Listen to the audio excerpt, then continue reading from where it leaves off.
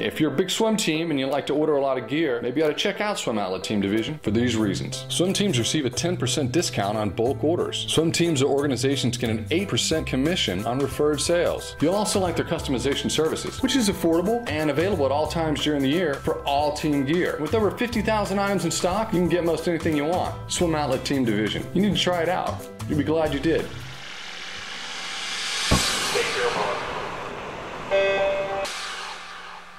This is the Morning Swim Show for Tuesday, January 29th, 2013. I'm your host, Tiffany Elias. Our guest in the Finis Monitor is a big up-and-comer from Trinidad who has recently made some large waves at the Junior Nationals meet this past December.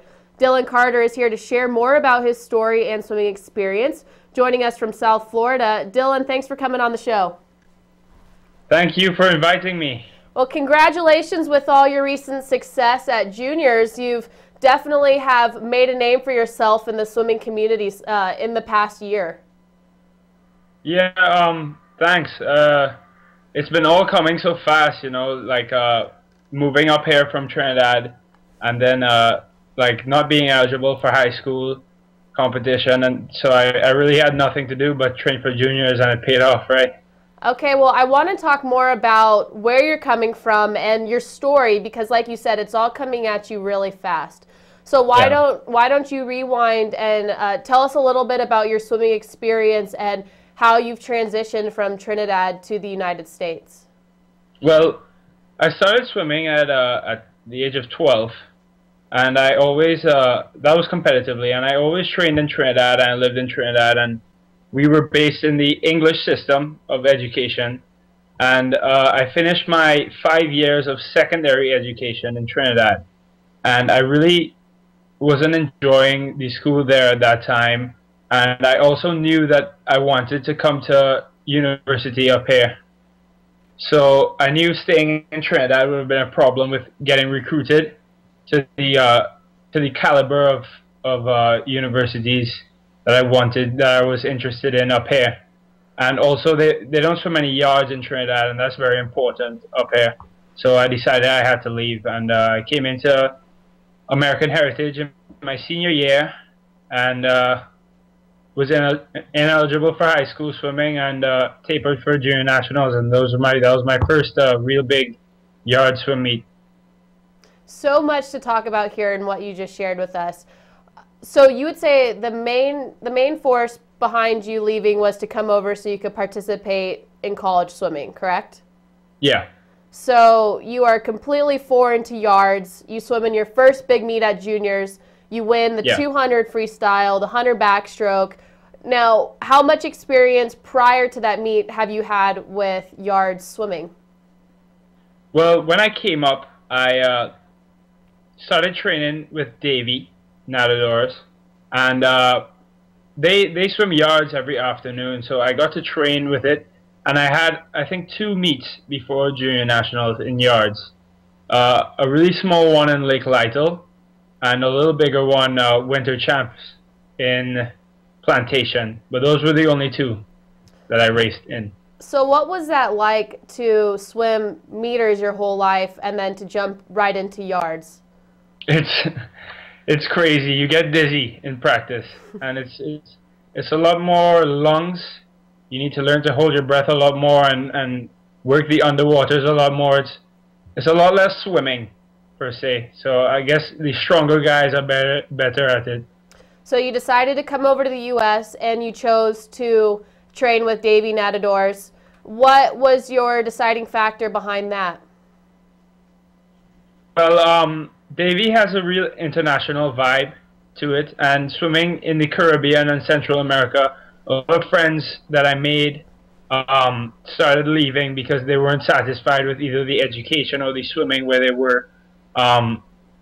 And I realized that I was in the same position that they were, and they were going to Davey. So I came up the January before finally came up in August, just to visit for 2 weeks to see if I liked it. I met the coaches, and they were all really good. They're great people, and I decided I would be able to work here. How would you describe your training program there? What type of workouts and and training are you doing there that you think's helped get you to where you've gotten in such a little time? Well, I think change in general is just a complete different thing from Trinidad. The yard swimming and the underwaters and stuff. Change constantly forces your body to adapt, and I think that's the main thing that made me improve. So did you come over by yourself, or did your family join you as well? No, I came over on my own. I live with a close family friend of mine, so they're keeping me for a while. So do you miss Trinidad much at all, or how are you coping with leaving that behind? I miss my family a lot, my sisters and my brother, and I also miss the food a lot. The food isn't nearly as good here. Not nearly as good. Have you found some things that you do like? Yeah, definitely. Like what? I've grown fond of Mexican food. Okay, well, you must have some decent Cuban food and Mexican food.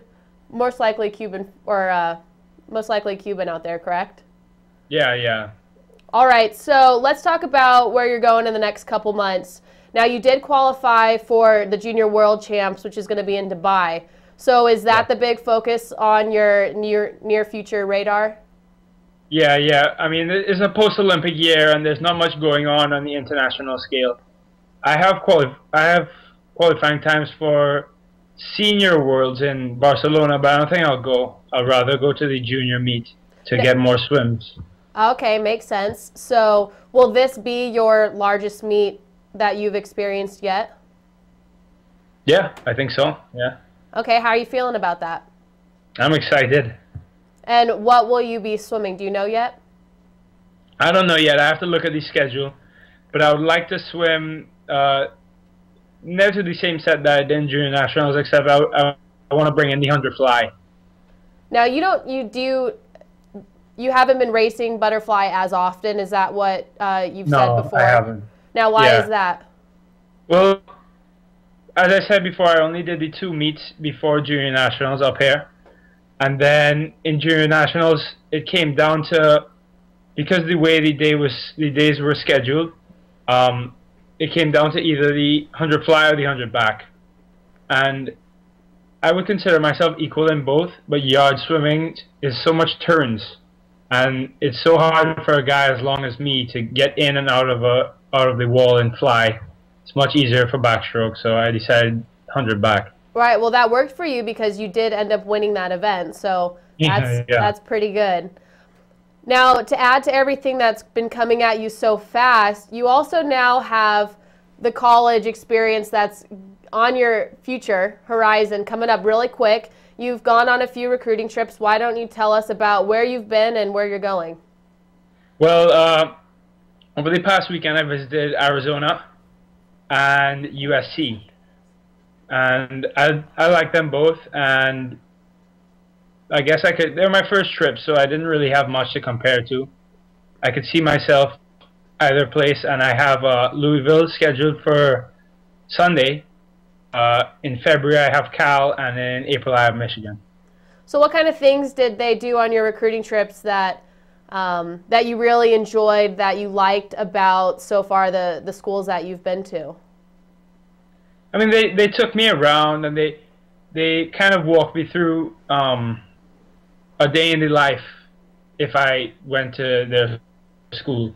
And it was just an exciting experience for me, just like looking forward to the future and what's to come, you know? So will you give us a tip-off? Is there any school that you're leaning to yet? You guys will find out soon. Okay, well that's good. Make sure that we're one of the first to know so we can share it with everybody. Now, lastly, you've spoken before about some inspirations that you've had, people that you've looked up to, athletes, and one in particular. Why don't you tell us a little bit about that? Well, athletes, I look up to George so much. As I've said before in my previous interview by Florida Swim Network, he's just such a role model for me, being from Trinidad as well and coming from training in the same island as me in the same pool, and breaking the same records that I am and going up the line. It's just, it gives me hope that what I'm doing is possible because somebody has done it before, you know? Definitely. So the Yeah. long-term plan, you must be looking forward to 2016 in Rio. Yeah. Yeah. Now, can you go into more depth about that? Is that something that you think is really realistic and is your ultimate goal? Yeah, definitely. It's my dream, really.